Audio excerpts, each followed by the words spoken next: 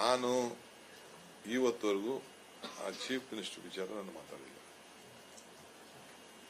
Any point of time ನಮ್ಮ ವಿಚಾರ ಏನಿದ್ರು ನಾನುಂಟು, ಚೀಫ್ ಮಿನಿಸ್ಟರ್, ನಮ್ಮ ಪಾರ್ಟಿ ಹೈಕಮಾಂಡ್ ಎಲ್ಲರೂ ಇದಕ್ಕೆ ಕೆಲವು ಏನು ಡಿಸಿಷನ್ ಆಗಿದೆ ಅದಕ್ಕೆ ನಾವು ಭಾಗ್ಯ ಅನ್ನೋದು ಹೇಳಿದ್ದೀನಿ. ಬಿಟ್ರೆ ಮಿಕ್ಕಿದ್ ನಾನು ಯಾವತ್ತೂ ಹೇಳಿಲ್ಲ.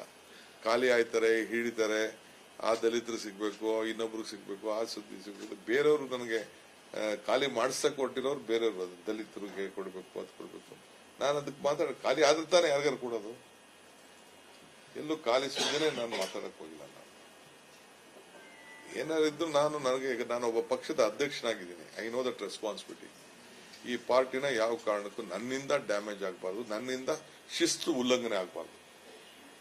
Being A president of A party, ಈ ಚೇರಲ್ಲಿ ನಾನು ಕೂತ್ಕೊಂಡು ಡೆಪ್ಟಿ ಸಿಎಂ ಬಿಡಿ, deputy CM is different.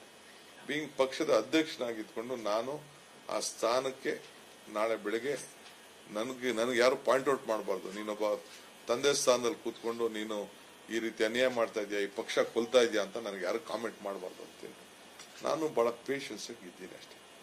I know what is all acting, ಏನೇನು ನಡೀತಾ ಇದೆ, ಸರಿ ಆಗ್ತಾ ಇದೆಯೋ ಸರಿ ಇಲ್ವೋ ಅದೆಲ್ಲ ನನಗೆ ಅರಿವಿದೆ ನನಗೆ.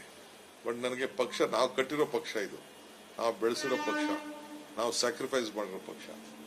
ನಮ್ಮಂಗೆ ಸುಮಾರು ಲಕ್ಷಾಂತರ ಜನ ಕಾರ್ಯಕರ್ತರಿಗೆ ತೊಂದರೆ ಆಗಬಾರ್ದು.